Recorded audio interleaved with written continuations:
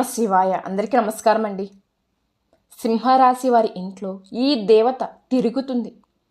అన్ని పనులు వదిలేసి త్వరగా ఈ వీడియో చూడండి. మార్చి 29 తర్వాత జరిగేది ఇదే. నిజం తెలిస్తే మీరే ఆశ్చర్యపోతారు.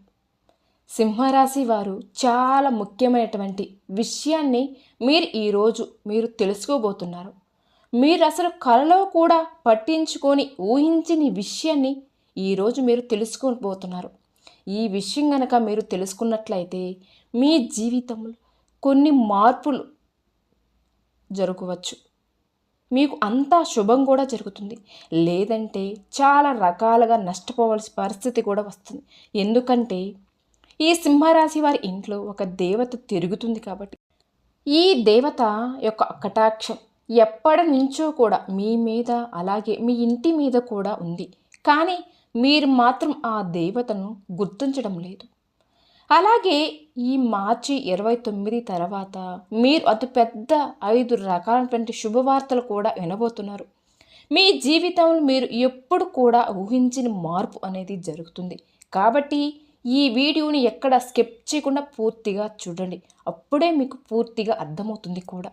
సింహరాశి రాశి చక్రంలో 5వ రాశి. ఈ రాశికి అధిపతి సూర్య భగవానుడు.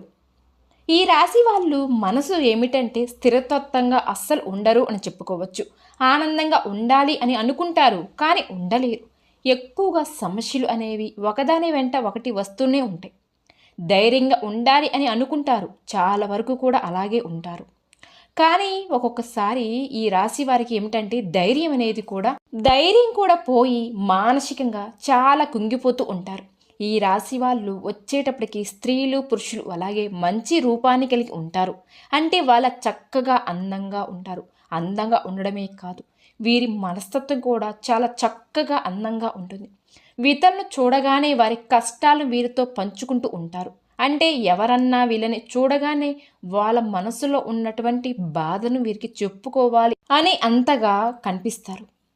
ఈ సింహరాశి వారు మంచి స్నేహతత్వాన్ని కలిగి ఉంటారు. అలాగే ప్రతి విషయాన్ని కూడా చాలా లోతుగా ఆలోచిస్తారు. ఈ రాశి వ్యక్తులకు తమ శక్తి సామర్థ్యాలు ఏంటి అనేది బాగా తెలుసు. వీరు తాము చెయ్యాలనుకున్న వంటి ఏ విషయంలో కూడా మంచి నిర్ణయాలలో కలిగి ఉంటారు. కఠినమైనటువంటి నిర్ణయాలు తీసుకోవడానికి కూడా ఏ మాత్రం కూడా ఎన్నుకాడరు. ఈ సింహరాశి వారు క్రమశిక్షణ కూడా చాలా బాగా కలిగి ఉంటారని చెప్పుకోవచ్చు.